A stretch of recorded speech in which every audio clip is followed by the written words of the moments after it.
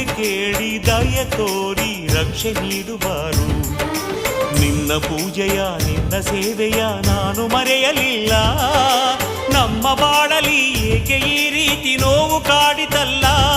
Veerabhadra Veerabhadra Veerabhadra Veerabhadra Veerabhadra Veerabhadra Veerabhadra Veerabhadra.